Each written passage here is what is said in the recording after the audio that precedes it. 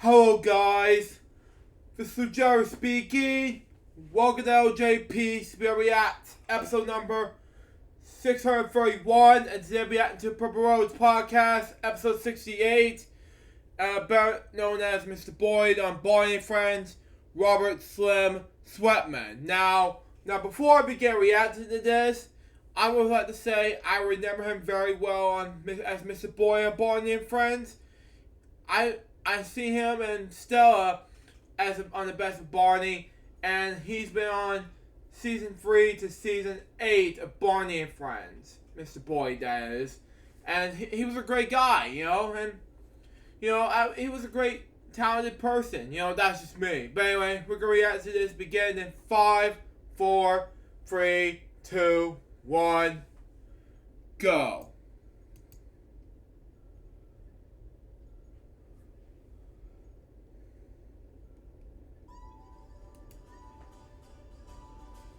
I'm Carrie Stinson, and my journey through life has been quite an adventure. For over 20 years, I played Barney the Dinosaur on tour, and 7 seasons of the hugely popular TV show, Barney and Friends.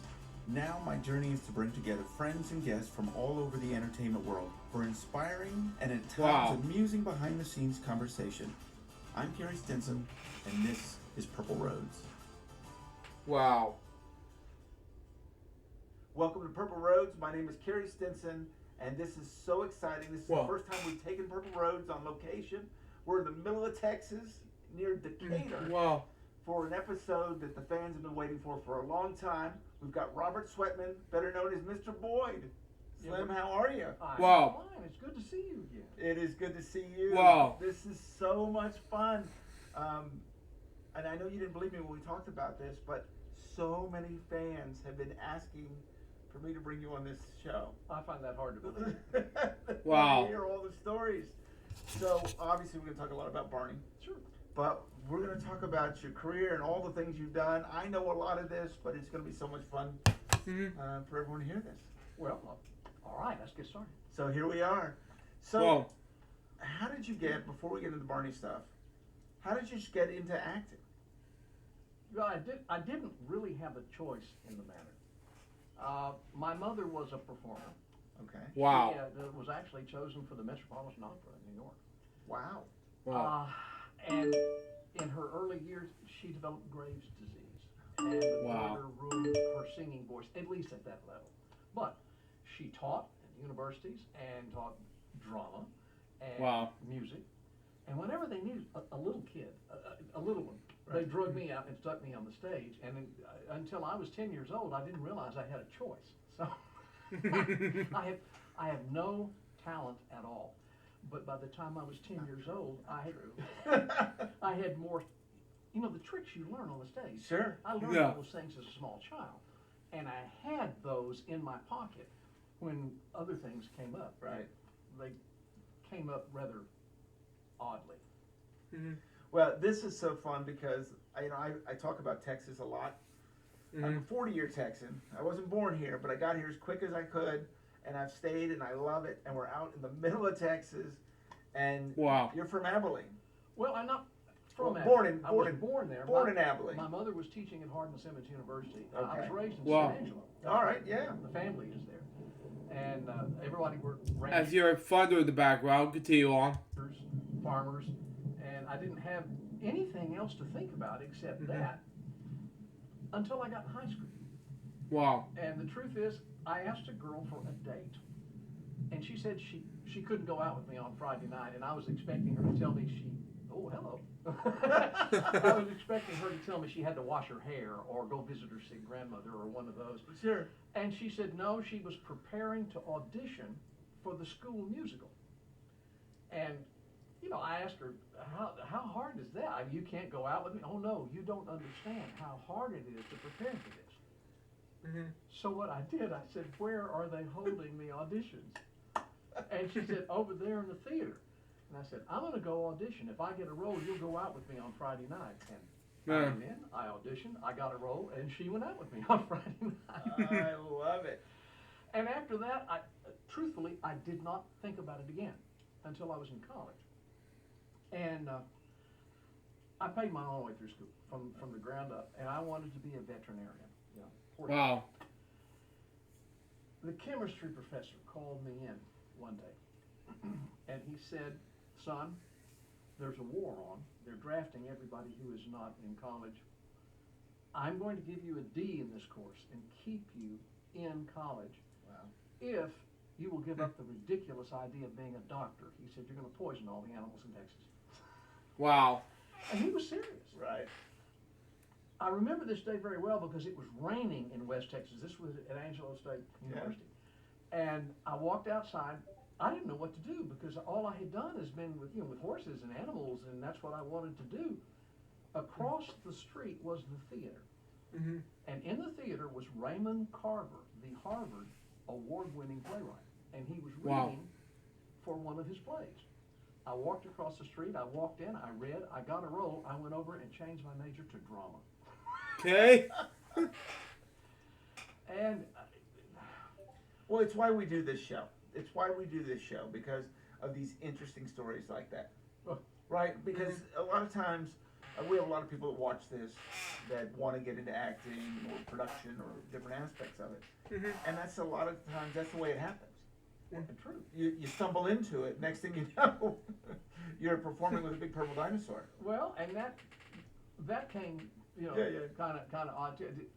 When I came up here to go to college in Denton, in North Texas, I got a job at Six Flags as one of their gunfight team. I fell off buildings. As soon as you said Six Flags, I already knew. Is that right? No, I was like, I'll bet he was part of the gunfight team. And I did that in, '68, and that made good money, actually. But it was not enough to defray all the cost of college. I was paying for it myself. And in '69, I ran out of money. Wow. And I was working at Six Flags, and a letter came for me at home from the President of the United States. Wow. And it said, your friends, relatives, and countrymen have elected you to serve in the armed forces of your nation. And they dragged me off kicking and screaming. And so I was out of show business for a couple of years. And I came back. And when I came back, I went back to the gunfight show. They held my job for me. Is that wonderful? Wow. Oh, it's raining. Can you hear it? I can. Yeah. I can. Anyway. Yeah, we are out in the middle of it, so this is a special Purple Roads in the middle of nature.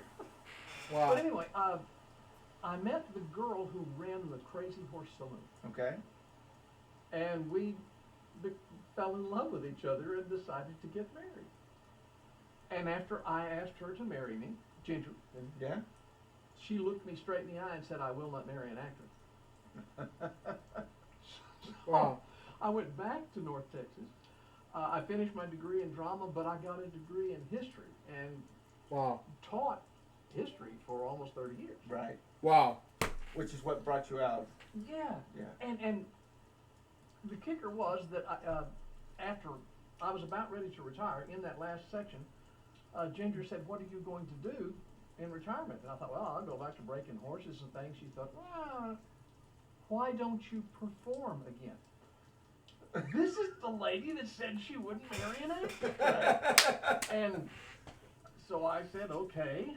And it started kind of small. A friend called me to come do a part on Walker, Texas Radio. Sure. Man. They needed a guy who could ride a horse. Sure, and we've had a lot of Barney people on this that did the same thing. Well, they both Did the same thing. Do you remember Adam Brown, who played Riff? Yes. He started out doing stunt work. It was Texas Walker Ranger before Barney, so that was a stepping ground for a lot of Barney people. Well, and it got to where I was teaching, but I could take days off. Sure. I had so many days in there that I could, and I was doing this. I did several walkers and What America's Most Wanted and all kinds of things like that, and commercials. Right. And I'll be honest with you, I hated commercials. But one day the agent said, "You need to go by, and I've got an audition for you." "What is it?" Okay. "It's a Barney." Wow. "What's a Barney?" "It's a it's a big purple dinosaur." And I had never seen Barney, and I said, she said, "Just go. They need somebody who's been on stage." Right. I went. I auditioned. I don't think David was in the room. I Yeah, think David Joyner would have Yes, been in the yes. costume at that time. I think it was Miss Penny and Jim Rowley. Jim Rowley. And it may have been Dennis. I don't know. I don't remember.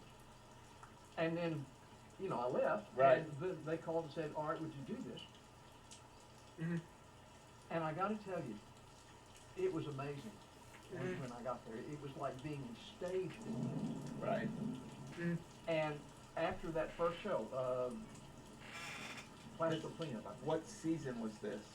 3, I believe. 3, I okay. think. Yeah. Classical Cleanup was the first one that I was Yeah, Comfort. the year I was born, 95. Continue on. this manager. Sure. And after we finished, I was packing my stuff to go, and Jim Rowley came Yeah. over. Mhm. And you know that little sparkle he gets in his I eye? do. I do. And he said, "Would you consider doing some more of these?" Would I consider? And that's how I started. Yeah. And I got to tell you, it was the greatest job I ever had in show business.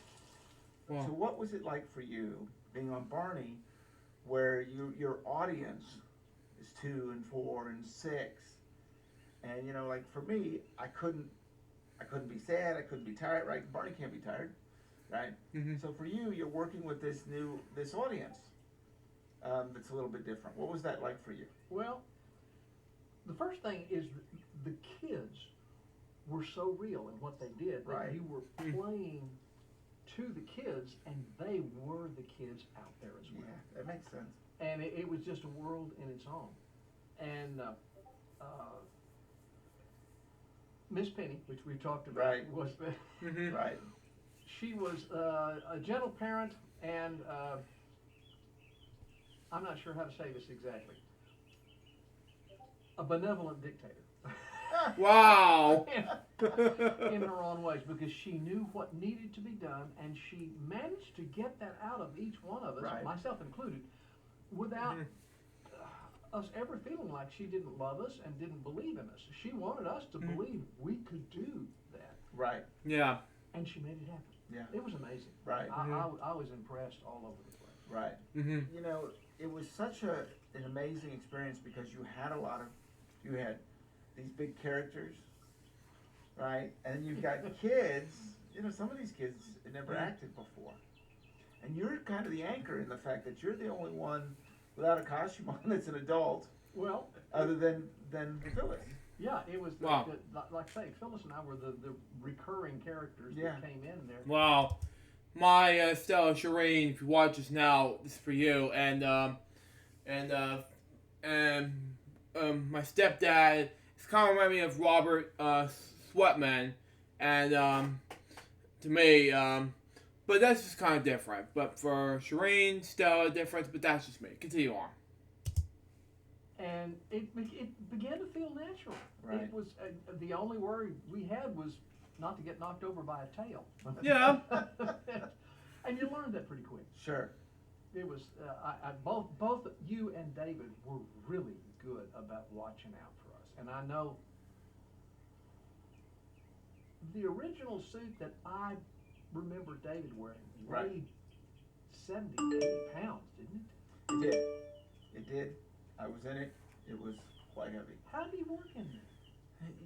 Well, it's kind of what we just talked about, Mm. right? You're thinking about your audience, you're thinking about everything else, right? Mm. When you become that character, you become that character, and that's Mhm. part of what that character is, and you really don't realize it, I was on the road for 5 years with a Mhm. 50-pound costume, Wow. performing an hour and a half a night, but you just don't, you don't realize those kind of things. I do not see how you managed all of that on the road for all. That's a different perspective than Mhm. working in a studio. But it makes you, but same as a studio.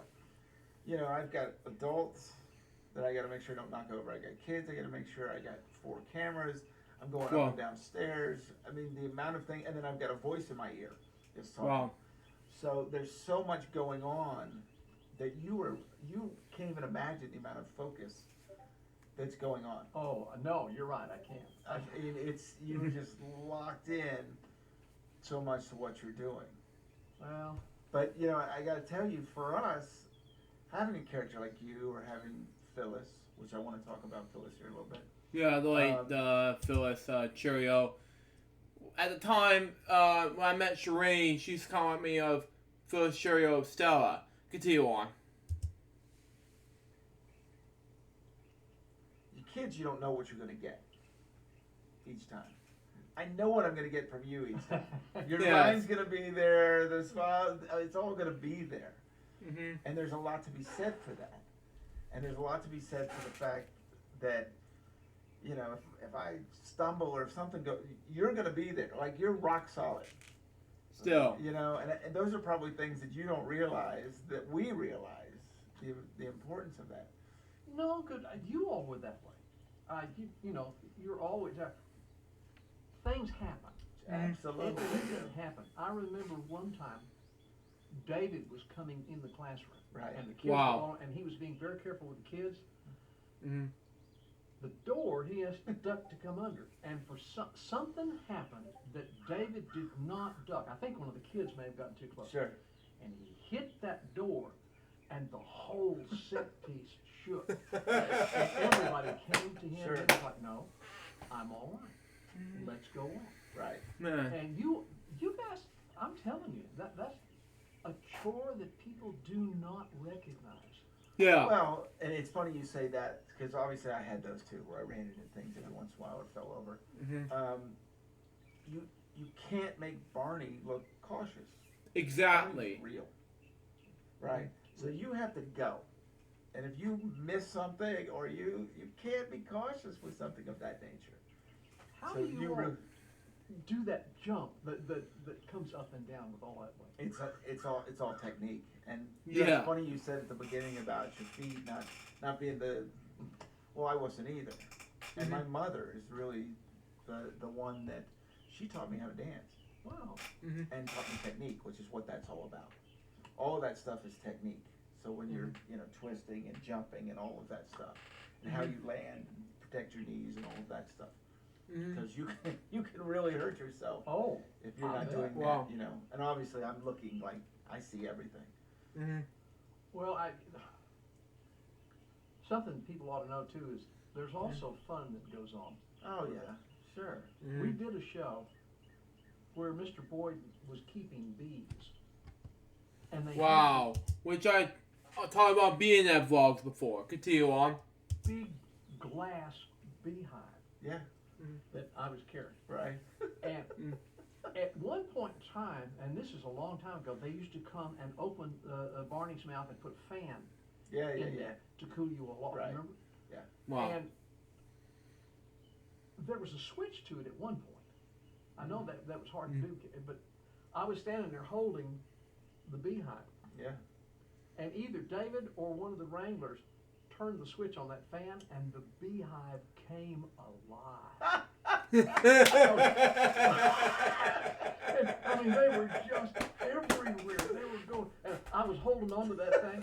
Jeez, man. Once they realized it was doing it, when we'd have a break and we'd have to stop, and if I was holding that thing, they'd turn the fan on. God. It scared me to death. Oh my gosh. We had a good time. Well, you know, you have to. Yeah. I don't think people realize how big of the production and how involved this was. And there is a lot of pressure involved because when you're working with kids, it may be the 5th take, it may be the 6th take, it may be the 8th take, you know, it might be the 2nd, but it's usually more than that. But it's got to be there. It's got to be there. You've got a massive crew. You've got people in costumes. A lot of times we had extras, and then we've got child labor laws that say the kids have to be offset at a certain time. They have to take breaks when they have to take breaks. Lunch has to be at this time. Yeah. And so you're following all of that. It can get a little tense. I can remember doing way more than 10 takes several times, which is exhausting. Oh, And, you know, and I know you felt this. As an adult, you really can't mess up a take. No. Because if And the I have kids, done if that, the and kids it's not finally fun. get one, and then you're the one that messed it up, it's not good. So, you know, that was a big part of this too. So you gotta laugh. Well, it is. Mhm. I tell you what, though, having done, film and stage and other things, this was in many ways the greatest job I ever had. Wow. Part of it is the fact that it was so magnificent, like the old days. I mean, the sets were Right. You walked in Wow. there and you were in Barney Land. Yeah. But you guys got me the first time that I worked there. Can I tell the story? Absolutely. The first show that I went and did with you all, I was an actor coming in and I was an outsider. People made me feel comfortable, don't Right. misunderstand me. But Mhm. in the middle of shooting, I can't remember who came in. It may have been Jim Rowley. It may have been Ben Vaughn. It may have been somebody else. Yeah. Came in and talked to Bob West. I could see the sound of it. Okay. Yep. Because this was in Las Colinas. This was in Las Colinas, the very first time I worked. Okay. And Bob got out and went over and talked to David in the suit. Right. Wow. And they called a break, which was unusual because, like you said, we had child labor laws and Right. everything had to be exactly, but they called a break. And if you'll remember, we couldn't take anything to drink in the old Las Colinas section. Right. We couldn't go in there. Mhm. So, took a break. I went over to get a cup of coffee. When I came out, I don't know whether you remember or not, but in the old Las Colinas hallway, Yep. there was a set of the White House, of Yeah. the Oval Office. Yeah, yeah. So I got my cup of coffee and I went over and I sat down in that thing. I don't think anybody noticed I was there. Mhm. I watched, and Bob came out with a portable speaker Okay. and his headset. Yep. And he went down to one of the little alcoves and stepped back inside there. Mhm. And then the door opened up at that far end, and a lady came in with this child in a wheelchair. And see, I was never a part of the Make-A-Wish things. Right. Yeah. And I watched. And David in the suit came down, and Bob was standing, maybe 15 feet away. Right. At my, and Barney talked to this obviously very ill child. Right. And the little kid's face glowed, and the mother had big tears running out of her face. And they went through the jump, and the giggle of the voice was there, and then they turned and went outside.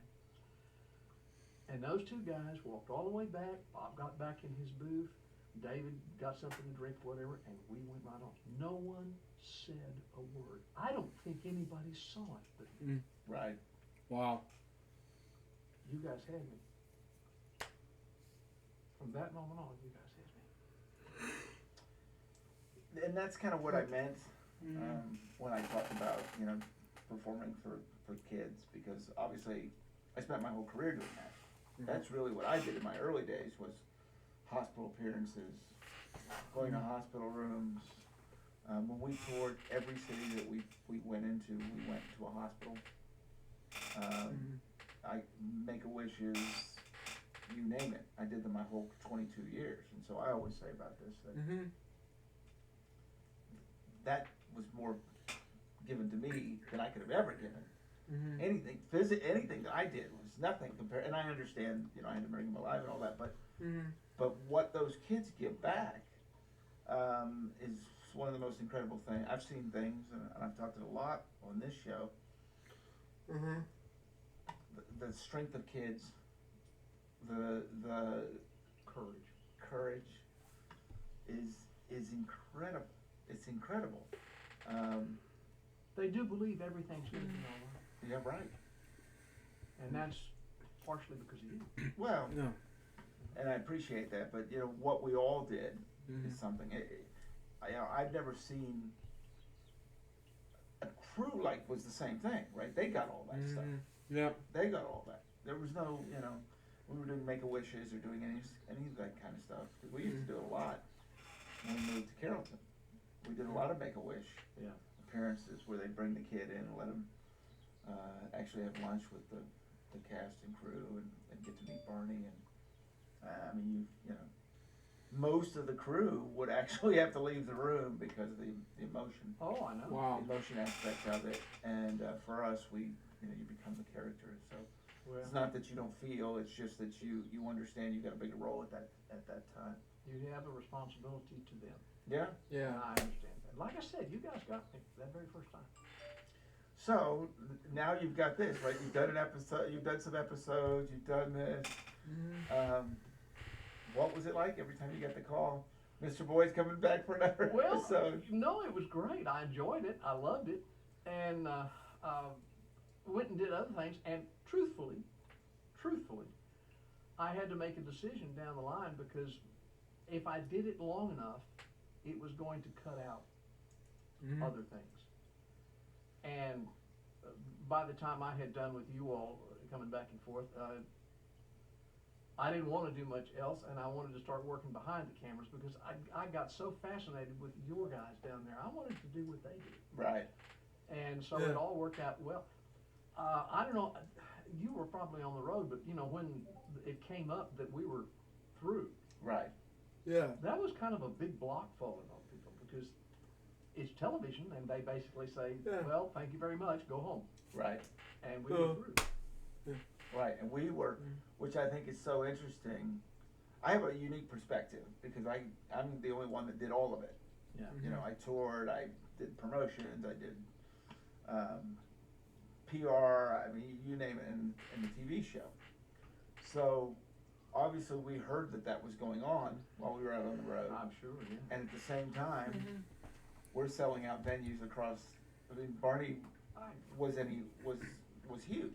Wow. Was huge, and I know there was an aspect of you've got so many episodes in the can, and I mean, I don't know. You guys have done, I think, 6 seasons at that point. Yeah, probably. When that, because I came back in season 7. Okay, when they started again. So I think there was an aspect of that, but you know, it's so interesting you say that. I really want to get into that because you know you're one of the people that came back with the new one. So it ends. What are you thinking? Well, I just didn't think we'd ever see it again. And Ginger and I had moved out here, and we built this house. And I was out doing something, and Ginger called me and said, "Somebody on the phone." I came in. It was Julie Hutchings. Yes. And she said, "What are you doing?" And I said, "Well, I'm digging holes in the ground at the moment." And she said, "No, are you working?" And I said, "Sort of." And she said, "We're going to start production again. Would you be interested in being Mr. Boyd?" What do you say? Would I be interested? Oh, jeez. And then we moved to the Marsh Lane Studios, and I, you know, that was the in old Carrollton. Yeah, that was the old Westcott Studios. Yes. I had been there before and done things, but not when I came in. All those sets were built. They had redone the whole thing. Oh yeah. Wow. It was just terrific. It was such a neat experience for people watching this because it was in this case it's now all Barney. Where at Las Colinas you could have a tour. There's a lot going on out there. Everything was done there. So costume shop was there, all the editing suites, the offices, the studios, wardrobe, everything was enclosed in one building, which was amazing. And you know, I love the fact that because we go for lunch and things around there, no one had any clue. It just looked like a big office building or really? warehouse building. Yeah, the train ran right behind Right. it. Remember that? Yeah, sure. Wow. Las Colinas, when we finished, was actually in disrepair. The studio itself, if you remember, there were big cracks in the floor running. And when we did, can I tell them? Have we got time for me to tell them the story? Yeah, real quick. You know, so when I came in, so when production's coming back up, we actually shot, because they were still working on Carrollton. So my first video, but the last thing that we did at Las Colinas was out there. It was Barney's Christmas Star. Ah, yes. So we actually did a video out there before we went. Well, and the last thing we did before they shut down was the beach video. Right. And Yeah. Talk about sad. You walked into Studio C where everything had been set and it was all gone. There's a story, and I'm sure it's true. The tree with the stairway around it was, you know, huge and Yeah. heavy. They took a crane and moved that out and set it out behind Peter Wolf and Associates, who were set builders in Dallas at Fair Park. And I think it still stands there today. It does still stand there. I know about it because Yeah, I missed that tree house very much. I'm so sorry. I really wanted to see it again, but I couldn't. Continue on. Blaze is out there. Is that right? Yeah, you know it's Glenn Beck started it. And Oh, they're yes, out in Las Colinas, yeah. yes, I do. Yeah, and so I've run into people that are part of that production, and it is still out there. Yeah, I thought about, I ought to bring it out here to the farm and just put it down. Man. I wonder what they would charge me for that. So, I want to talk about this here real quickly, or maybe not quickly, but I want to talk about Phyllis. We lost her recently. Yeah, I just miss her much because if watching charades for you, continue on. She was one of the first guests on Purple Roads. She was like you, one of the two recurring roles, and also one of them that came back. So she was part of the first series, and then she came back with us as well. She took over the studio when she came to Purple Roads, and I mean was hugging people and just larger than life. Yeah. Which is the way she was on Barney, and one of the kindest, most authentic people that I've ever met. What was your experiences working with Phyllis? Well, we were never on camera at the same time. Right. But of course we were in the same shows and Sure. doing things. And Sure. Phyllis was a force of nature. But she took all of this so seriously. You could tell, she'd been to California, she had been to New York, she'd been on the stage, and yet treated this exactly like it was Broadway. Wow. And that was infectious. Even when we were off taking breaks and things, just you knew Phyllis was in the studio. Right. Yeah. It was amazing. And she had her little boy who was just the joy of her life, And I can remember we were rehearsing one time when she was telling the story about this little mouse named Womp. And she would go, Womp! And her P hit so loud that, you remember Austin? Yeah. No, wait, we've got to do something about, and she had to work it around where she wasn't womping with the P. And she looked up and she said, was my P too much? But she was absolutely the kind of person that the kids could just feed off of. Right. They felt her energy, and it was never not there. I know there were days she felt sick and other things, but it was never not there. She was Stella the storyteller. And the minute she came in, the kids just raised. I know you felt that too. Oh my goodness. Oh my goodness. It was, it's really interesting because I come on and it was Barney and Friends, but it was definitely like a new chapter. Yeah. That makes sense. According to my status right now, Barney and Friends will come out next year in Mattel. And if you watch this, Ben Wilder, no offense, but no, don't say opposite in a way, but it has to be a positive way in energy. But it's a silly way, but that's just me. I want to make it just like if you watch Jerry 2000 Shorts number 7 video, Ben Wilder's Barney song cover, go check it out. Continue on. And so to have Phyllis and to have you from the first, that was kind of a big bridging the gap, if that makes sense to you. I had not thought about it. Wow. Because we had all new kids. I was around during those times, so I knew the kids and I knew all of that. But we've got a crew that's half and half. There's some new people. Yeah. Some of the old people. We actually had some people from Wishbone. And I adore Wishbone a lot. Continue on. And some of the older people, from the first set are there. And then other than Jeff Ayers, wow. Pretty much all the cast was new. We've been around, but we were new. So to have you and to have Phyllis, I really think was kind of a grounding, Well, if that makes sense. It was, and then also at that point, Bob had retired. Yeah. And Dean had. Yeah. Yeah, I heard about Bob West retired, yeah. And I did like a song, and all of a sudden Len told me that he wanted me to come back to do Boyfriend's Song without the, I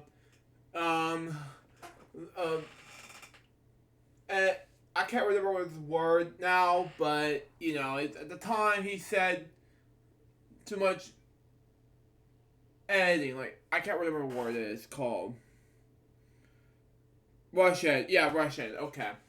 At the time, he told me not to rush it, and that's why I began season 7 of BNF Vlogs. I don't know when I'll be back to do season 8 of BNF Vlogs, to be honest, but that's just me. Continue on. They did a magnificent job. Yeah. But with that in mind, that was a difference. Right. Yeah. You know. Right. Obviously, Patty and Julie were still there. Oh yeah. Yeah. That meant a great deal. Right. Mm-hmm. But I was going to tell a story a little while ago. I'll tell this now because it's funny. Yeah. Mm-hmm. Well, I talked about the beach video. Right. The studio at Las Colinas was actually in some disrepair. Right. Wow. And you remember the dressing rooms were back down that hallway? Yeah. Wow. And in this video, we had 2 girls from Hawaii who were hula dancers. Mm-hmm. Wow. And one of them had been Miss Hawaii. They were absolutely beautiful girls. Right. Wow. You remember Jeff Brooks? Oh, sure. Yeah, I remember Jeff Brooks very well. He did Bar Live in New York City before, Matinee Show, etc., etc. But at the time, yeah, it was great. Continue on. He was taken by these ladies. And I mean, really, because they were absolutely beautiful type things. But, you know, he was shy and talking and stuff like that. And would ask, I was in the dressing room getting changed, and the knock came at the door, and it was one of the girls. Their commode, their bathroom had broken and wouldn't flush.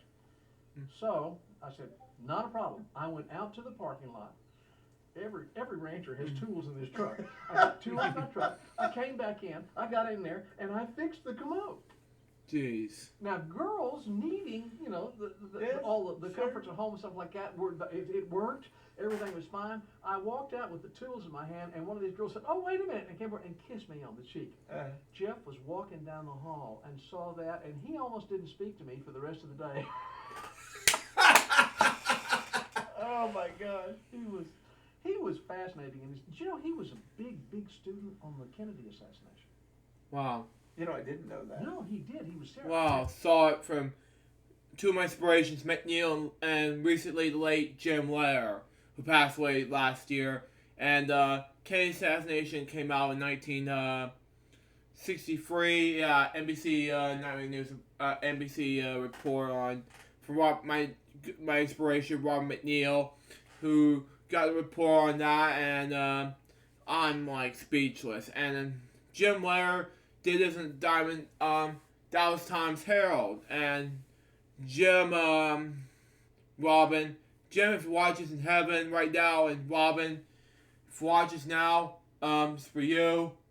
You did a great team who talk about the Kennedy assassination. Continue on.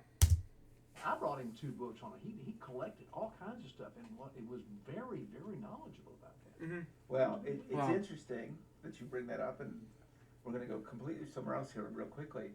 But my dad was part of it. My dad was 4 cars back at the assassination. My dad worked for Governor Conley at the time. Wow. He was a top aide, and so he was 4 cars back.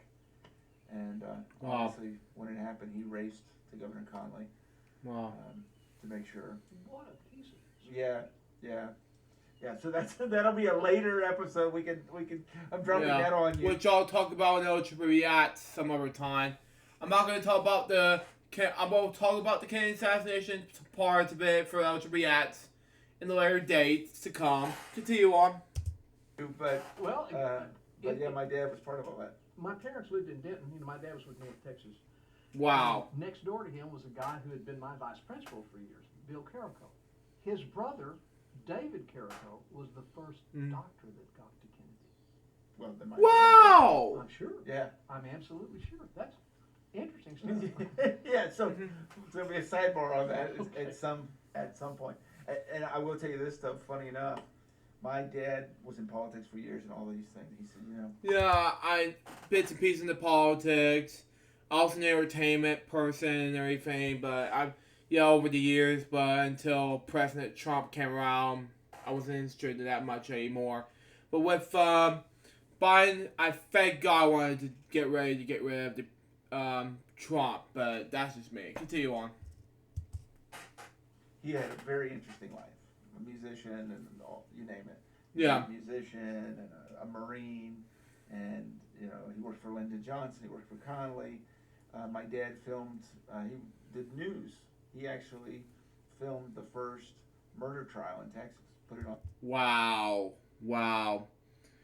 And if Robin watches now, Robin McNeil watches now, and Jim Laird watches now in heaven. I don't know what to say here, but that's just me. Continue on. On TV. Really? He said, "I'll always be known as Barney's dad." Wow. Well, that's true. And he said, "And I wouldn't want to have it any other way." Mm-hmm. Your dad was in the Marine Corps. Yes. When? Well, World War II. Wow. At the time, McNeil Laird, I wasn't talking about McNeil Laird that much anymore, but anyway. Okay. I got references about this anyway. Laird. Yeah, excuse me. Laird was doing the Marine Corps in 1960, 1950, something-ish, till 1958. He got married, and he married Kate Laird. Continue on. Oh my God. South Pacific. My dad was a pilot in the Marine Corps in the South Pacific. Oh, wow. Yeah. Wow. They might have run into each other. See, look at all these That's amazing. these things we're having here. My daddy always never quite got over my ending up in the Army. Whoa! No. I can understand. I can didn't have understand any that. choice. Yeah. I can understand that. Mm-hmm. Oh, art story. Yeah. Do you remember Barney? With Slim, there's always going to be good stories. There were back Yeah. then, and they are now. And I'd be disappointed if we didn't have. Sorry. Well, the closest friend in the world tells me I'm too talkative. Wow. I came here out to Decatur for these stories. All right. You remember Barney's birthday party? Sure. You're okay. Yeah. You remember Bingo, the little dog? Yeah. For some reason, the big cake that I brought in, Yeah. they had only made one. They didn't have two or something like that. They set that, and they wanted the dog to come up on the table and look at that. Mm-hmm. I don't know whether you were in the scene or not, but you were like that. But the dog went up and took a look. Sweet little dog. Right. But saw that cake and went, whoom! All 4 feet off the floor, headed for the cake. I had a leash. We rarely had one, and it hit the end of the leash just before the cake. Whoop! It came back. It was the only cake they had. Okay. And so Bingo almost ruined the entirety of the shoot there. It's funny you say this about the dog because I want to talk about that a little bit. You did a lot of stunts kind of in those ways, right? From the bees to the cake to the dog to all of those kind of things. So that's an added responsibility to get all those things. Did you enjoy stuff like that? Oh yeah, I really did. Yeah, the hardest thing was that they always wanted me to play musical instruments that I don't play. I mean, I had to look like I really did. Right. And they would send music home with me. Wow. And I would finger so it would look like I was playing. Right. Mm-hmm. And I remember one time that Fred Holmes did a show where they had a player piano, but we were working on it, and it was a big jazz thing, and that was a finger breaker. Mm-hmm. But it's fun, Right. Because it looks real. Right. People used to ask me, do you really play all those things? No. No. But, they never asked us to do anything we could not master. Mm-hmm. Right. And I know that they asked you to do all kinds of things that were pretty cool. Well, it's my favorite thing to do with those things. Yeah. Jumping, hopscotch and jumping rope and roller skates and loved it. I was not there the day that you went into the wading pool. Into the pool. and that Wow. must have been kind of spooky. I loved it. I jumped all over it. Producers didn't love it. They were like, of course he wants to do it. Wow. Wow. I think they had plans to put someone else to do that. I was like, great, I couldn't wait to do stuff like that. At that point, I had probably, I'd been with Barney for over 10 years, 10, 12 years at that point. Wow. That's a lifetime. And so,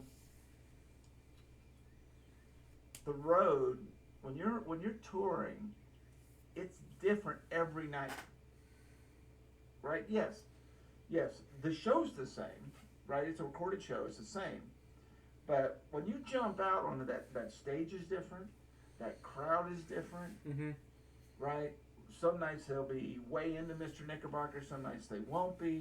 So you're having a different experience. Yeah. Right, the kids are live, they might, so it's always exciting, you're always on top of everything. In the studio, it's a lot more of a controlled environment. Oh, yes. Right? So, yes, I love doing all those things because sometimes, you're watching Mr. Boyd play the piano 20 times. Yeah. Wow. Right? And I don't really have a line, I don't have any word, so I'm just kind of waving back and forth or something and then, clapping and kind of things like that. Mm-hmm. And that's part of it. So when they asked me to go do something like, jump in a pool, oh my gosh. This is going to be fun, and this is going to be, so there's some aspects to that I really liked on the TV show because of not that I didn't love it all, but sometimes it was, so mundane in what we were doing that to have something exciting like that was fun. Oh, gosh, yeah. And people don't realize that there are downtimes. Sure. And with that, and you have to be who you are and then come back and be Barney. Right. Or be Mr. Boyd. And it's so different. Like, if they didn't know him extremely well, people don't realize, like Jeff Ayers Yeah. is talking about a serious man about everything from politics to, I haven't met that medical Jeff things. Ayers then. If you're telling me he's serious, I've never seen Jeff Ayers serious. Oh, no, he used to get, Wow. he gets bent out of shape about things that he feels are injustice and stuff, and then, With that aspect, absolutely. yeah, I mean, he really, and He's we'll talk about it and say about it, and then Yeah. the next minute, he's gonna put on the suit and be Baby Bop, which he does in such magnificent fashion. It's almost impossible that the two people are one, and yet we get to see both of them. Right, Mm-hmm. right. Yeah, but it's interesting. Well, you remember, we all did learn that responsibility. And I guess another thing, a lot of people, we started, I think, 8 o'clock in the morning or something of that nature. Mm-hmm. Well, I had to Sometimes leave go to- here and be there by 6:30. And then there you So, go, because yeah. you're getting makeup and stuff like that, right? So sometimes, and you have to make it look seamless, right? A scene that's done at 8 o'clock in the morning when The last would you takes leave at here? 2:30. Would you leave here at 5? Yeah. Yeah, leave here at 5 to get there, and I wasn't having to do that early. And I was lucky because, it's funny, we find different perspectives. I was lucky in the fact that I could look like this, right? I didn't need makeup, I didn't need a pack, I didn't need anything, right? Now I'm out there stretching my body and waking up and getting myself ready to be shot out of a cannon is the way I always looked at Oh, it. Lord. But, Wow. but there are those differences as well. We all do the different things it takes to get there, and whether you're shooting a scene. And they were really good. I think they were really good with us. The bigger physical scenes would usually happen later in the day. They usually start you at 8 o'clock in the morning, doing bell kicks. Oh, Lord. The Yeah. makeup thing you talked about. Jeannie, Yeah, sure. all right, when we did the beach video, Yeah. I had to wear shorts. Right. And I'm the ranch guy out here. I really, they teased me forever that it took more makeup to make my legs look suntanned than they put on the entire rest of the crew. She never let me forget it. Not ever. Oh my stars. Let me ask you a question. Sure. When they said we're through, was it as big a letdown as I assume it was? Or were you ready? Well, here's the interesting thing. I actually kept going for several more years. So when they shut production down, I actually still did some special events for Barney. Mm. So I got let down a little bit easier. No.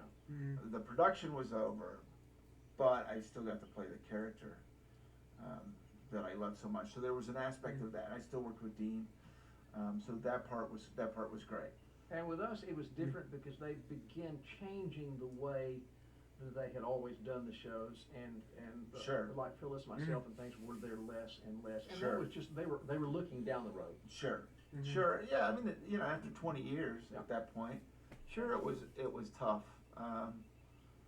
You know, we've talked about it, and you know this. You know, I became a photographer. Is one of the big things I did. I Mm-hmm. as you, was fascinated with behind the camera. It is fascinating. Yeah, It and is. went back to school and took classes and all of that. Yeah. Yeah, it was definitely an adjustment, without question. And I don't know if Mm. you probably don't know this. Almost 2 years ago, you know, I got back in the costume. No.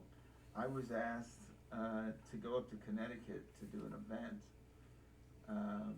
After 11 years, I guess it had been an 11-year break. I bet that was a shock. And, well, it's very funny because my fiance, who at that time was my girlfriend, and my mother were like, "Do you think that's a good idea?" I was like, "There's nothing stopping me. There's nothing stopping me." And they're like, "Are you sure?" I'm like, "I'm sure." And it felt like, you know, 30 years ago. That's great. And but it's the power of Barney is the point of all of that. Yeah. When we showed up for rehearsal, everyone wanted to meet us. Oh, I And bet. everyone wanted to meet us to tell us their Barney story is what they want. When I was babysitting, or my child, or my this, or my that, they all want to tell those stories. Well, and And you're that outlet to it. And you probably had that over time. Mm-hmm. a couple of times, I was doing a commercial once for, golly, I can't remember, we were at a filling station, Wow. and we were shooting there, and this woman came up, and she said, "My daughter loves you." Wow. And I thought, well, okay, I've taught a lot of years, this is, you know, this Sure. is something like that.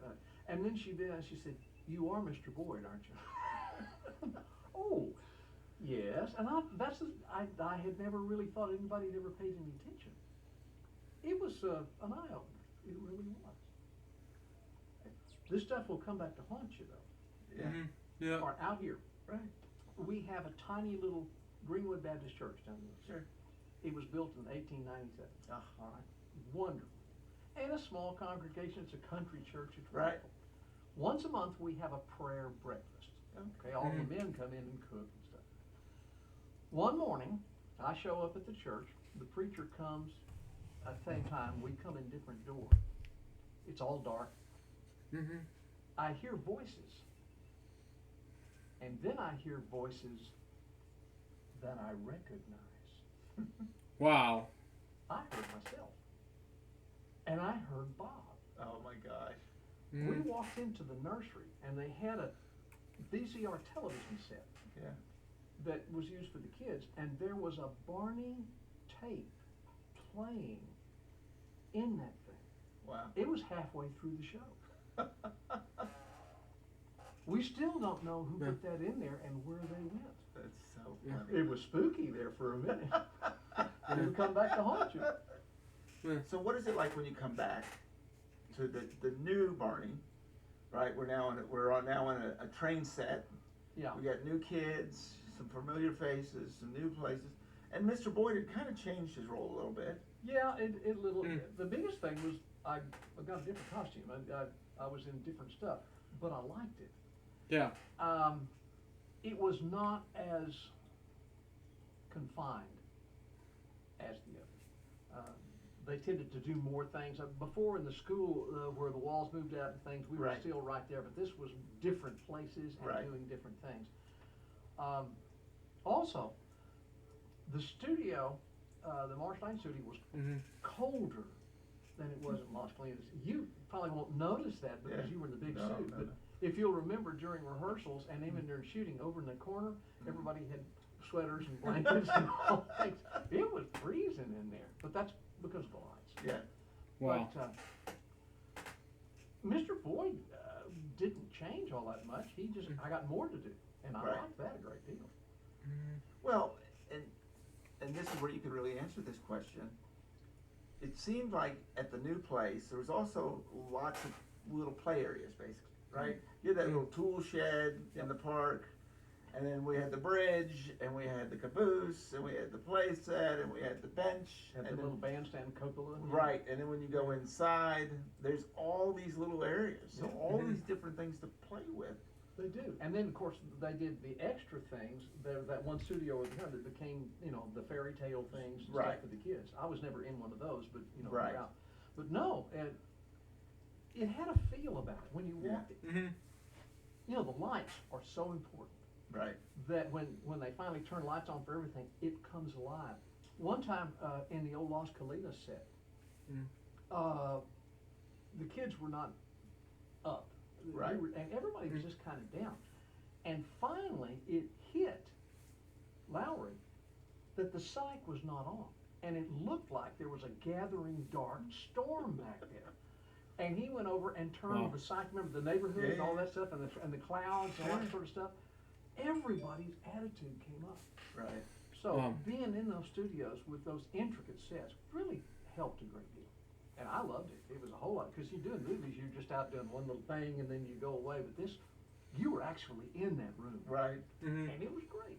It was terrific. I loved it. So you were, and this will be really interesting.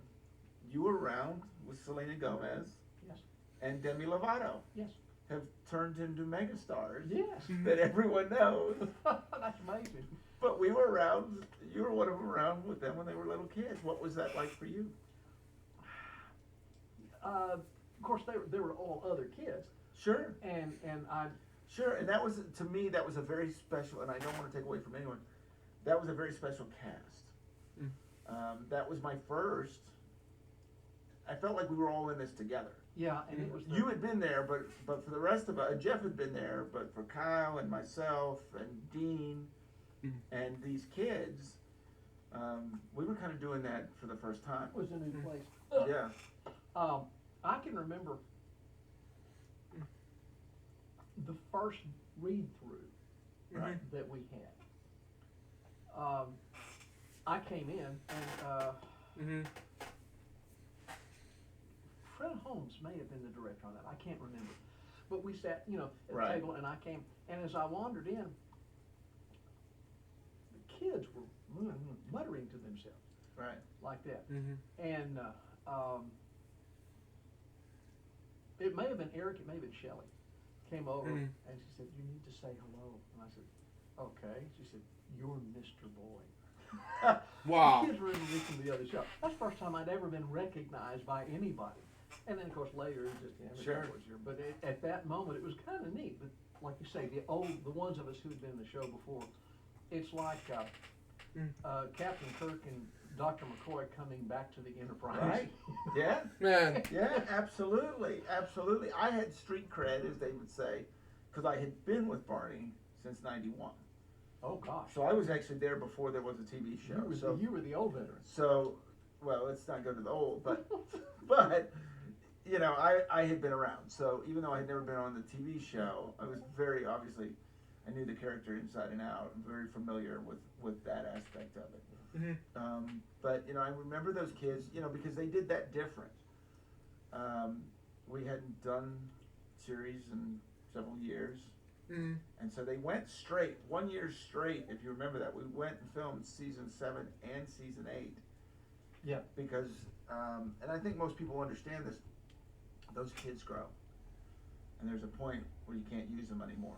And it's one of the hardest things you'll ever go through. Well, in is the old, to tell a kid, in the old series, there were 3 separate teams, right? basically the And original ones. In this one, they just had the same number of kids, and they would take 4 of them. That's and right. Do that right. It was a different way of handling it. That's right. And so, Selena and Demi, all of them, Catherine, and you became close with them. Sure. And I remember when one by one, because of age, they had to move on. Yeah. It's a tough thing. It's a big deal. Ginger and I were, getting set up for wardrobe for, I want to say a TXU commercial. Okay. And Selena came in, and she'd never met Ginger before, but she'd heard me talk about her. And so she came over and sat, and she had just gotten the nod for Disney. Okay. And we talked, and did all. She sat up in Ginger's lap, and we talked and did stuff. And then her mother was there. Do you remember her Oh, mother? yeah. Just quiet, really shy, neat lady. Right. Okay? And I don't remember seeing them again. The cast party that year was the last time I remember seeing them. And I've often wondered if I called it, "This is Mr. Boyd," would she answer the phone? Would you answer the phone? Talk about the crew a little bit, because you got to know them well. Well, you might have to sit and think about those people in their own perspective. Some of them were characters in their own right. Bouvet. Oh, God. Love Bouvet. Man. This is our lead cameraman. This guy had shot for everything and everybody. And continues to. Yes. And Yeah. continues to, but imagine working with Pancho Villa. Man. Exactly what it was like. And Lowry, who ran the lights over Yeah. People not understand that he set the lights up to where every single possible place on that floor was lit. Yeah. And then he sat at a console, and he could just flip a switch and do this, that, and the other, and it lit up. Right. It's not like you'd have to wait for, if you're ever on a movie set, when they say the DP has the floor and then they're running around changing lights, he had everything right there. He knew it like the back of his hand or in the back of his mind. If you were going to stand in place, he knew that you were going to be there ahead of time, and it was all lit. And how he did that, I do not know. It was amazing. Jim, obviously, Yes. who was directing again when you came back. Yes. Yeah, he was back directing. He was directing, and Fred was directing, Yeah. and I don't think. Stephen Feldman. Do you remember Stephen? Did you ever work with Stephen? I'm not sure I did. Yeah, he did some directing, and he was on Purple Rose not too long ago. Okay, and the Yeah. old days, Ben Vaughn and stuff had been with And that. Ben Vaughn was Yeah. doing some directing. He was still there. Exactly. But I'm trying to. Golly, things slipped out. You know, and Eric Norberg. Eric Norberg. He was now. I've known Guys, Eric for a This long time. man was the assistant director, and what you must understand is the first AD on any filming project runs the train. Wow. He's the guy that says, we have to go, we've got to go, and you need to be here at a certain point in time. And he managed to do it without making you feel like you're this tall. But he was in control and had to be with that in mind. And Terry Davis had moved on, hadn't she? No, she was there. Was she in the other one? Okay. She was there. She was part of the episode where I jumped in the pool. Oh, is that right? Yeah. Okay. Wow. I'll never forget Terry. Yeah, Terry Davis was the other assistant director who kept us running. And Brian Mack. Brian Mack was with Fred. They kind of were lined up with the teams. They did Wow. like that, and I'm not sure that the people remember that there are teams working up a show, and when this show finishes, the next team Right. steps in, and they're ready to go, and then they're all back working on another one. There were 3 teams, were there not? I think so. I believe that's I correct. think so. Yeah, but it was. And Lisa Albertson, and Oh gosh. obviously Jeannie. Jeannie, our makeup lady, had great patience with us in a kind of authoritarian way. Man. She would say, "Dear, don't do that," and you didn't do Exactly. it. It was exactly that. And then Shelley, because Yeah. Shelley had taken over for Miss Penny. Well, and that was, of course, Shelley had been Miss Penny's assistant. That's right. Before So you had already worked with Yeah. Shelley, yeah. And then she came over and did that, and she was lovely and frustrated with us much of the time, but absolutely got everything where it needed to be every time. It was a great crew. It was terrific. I wonder sometimes, how they managed to get so many people to work in concert. Because I've been on projects where all the crew did was take shots at each other. Mm-hmm. Right. And that never happened. No. Never. Did you ever hear it? No. No, there was such I think, a respect for everyone and what they did. And, well, I still talk to all of them all the time. I mean, it feels like yesterday. The love is never stopped on something like that. Funny story. Miss Penny, her father had passed away. And at Christmas time, they had a train, a Lionel train that went around the Christmas tree like that. And as happens and things like that, her brother, I believe, had inherited the train. Mm-hmm. And she was talking about that, and one time got very misty. Well, at home, I still had my Lionel electric train. Wow. And Ginger had asked me, I can't tell you how many times, what are you going to do with all these boxes full of train stuff that you never run? And I was being threatened, you know. Right, right. And so I took it one day and brought it down there and set it up. And I want you to know that you would have thought I brought this lady the Academy Award. Every Christmas, she would call me and tell me about that, and she would send me pictures of the train going around her Christmas tree. It's neat to have things like that. Absolutely. It was. This was an experience unlike any I've ever had. Lasting memories from the Barney years. I think probably the one I told you about with Bob and David going down with the little kid, that was something. Another thing is, as you were talking about, on this set, on this show, there was no segregation between cast and crew, between producers and that. And to prove that, every day at lunch, people would go eat lunch, and then they would go outside and form a circle, and crew and producers and would play hacky sack. Do you remember that? Oh, sure. I played hacky sack. Wow. Yeah, and they would invite guys like me, clumsy guys like me, into that. They were just together. And you hear people say the show's the thing, but there's more to it than this. Right. Barney Wow. was, Okay.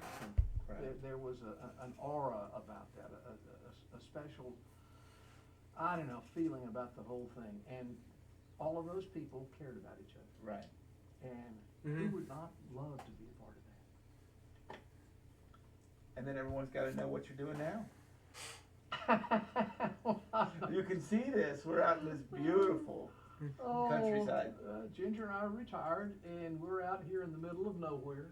And we've always had horses. You're in the middle of Texas, which is a great place to be. We've always had horses and things. Right now, we don't. We're in an in-between state, and we're getting ready to redo the barn and then start up and buy new ones. Every once in a while, somebody will call me and say, "Hey, would you help us come film this?" and ask me to write something, and I'll do that. But for the most part, we're just here, and I like it. All my life, I wanted to be a bum, and I understand that. Yeah. Well, if you consider this being a bum, it's pretty beautiful out here. It's very special. When we built out here, other than the old original farmhouse, we were the only people out here, and others are now starting to come. This was part of Robert Dinwiddie's ranch, and he sold this section to me, and then as time went by, others started selling out. So, but still, the horizon is our limits. I mean, we can see all the way to the top of the hill. Most beautiful sunsets in the world. I'll send you some pictures. Please do. Oh. Please do. Well, the only way to end this appropriately is to finish with a story. And I want you to tell the story that you told me before we started this today about when they sent you revision script, Barney scripts, the color pages, and the gentleman that had to bring them out here to you. I'm sure most of you know that scripts don't always end up the way they were originally typed. They have changes and revisions, and those are colored pages. And in all the years before, script revisions were sent to us by messenger. Someone carried them by hand to us. And when I was they would send them to the town of Denton, all the way from Royal Lane in Dallas to me. When they started over again, I was living out here in the middle of nowhere. Wow. And they sent script revisions by messenger out here in the middle of nowhere. Wow. One night. Well, and this would have been, I mean, did we have Google Maps and all that stuff at this point? Well, no. We just barely had email. You know? Right. So. Yeah. One night in the middle of the night, a neighbor of ours brought this disheveled-looking man to our door and said they had found him wandering around in their cow pastures trying to find this place. He had script revisions. Man. And finally, the people at Barney decided that it would be safe to email script revisions to me rather than lose a messenger forever out here. You had to give him coffee and. We did. We gave him a cup of coffee and kind of settled him down because he was lost. It was dark. It was 10 o'clock at night, and he was wandering around in cow pastures, and somebody found him and did not shoot at him. So, which is important out here. It is out Man. And then, goodness, you probably had to. Did you drive him back into town or get him on the right path? I took him to the highway. He followed me to the highway to get back out of here. To 51? Yes. Oh.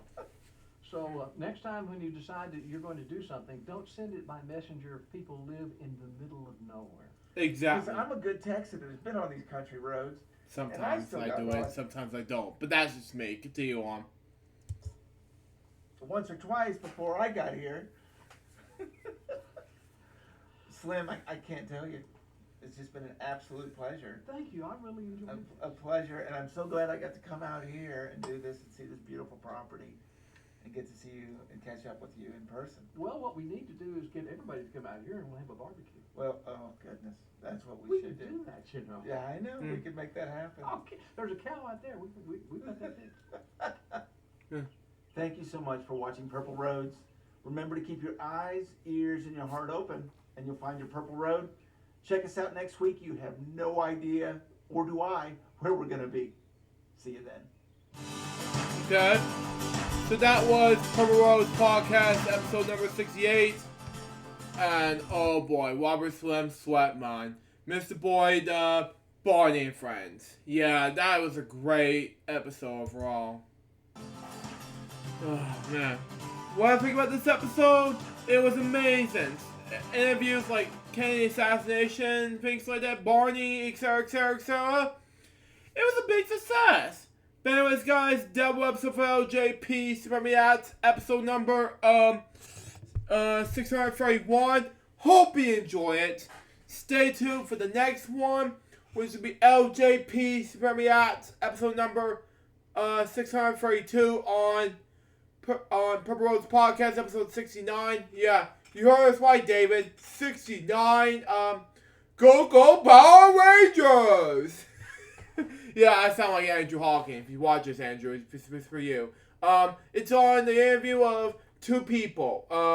My friend DJ Bob, on the DJ Bob Show. If you watch this, Bob, it's for you. And Matt Bailey of 2 for 1 Podcast. Till next time, so just goodbye, peace out, baby. We got more to react to you guys very soon. Till then, jump straight out. See ya.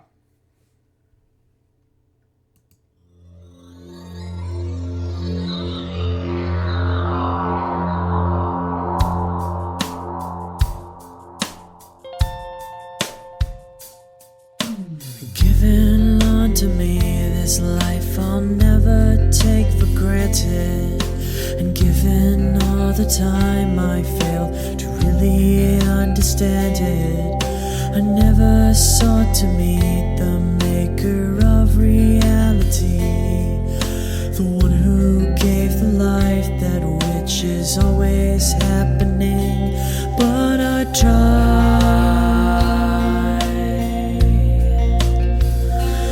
all the time.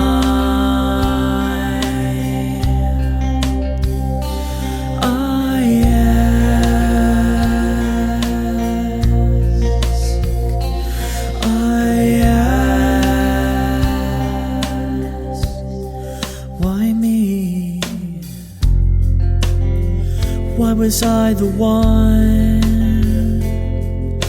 to see things things as I do under the moonlight and the sun. Perception is the question, and the giver holds the key.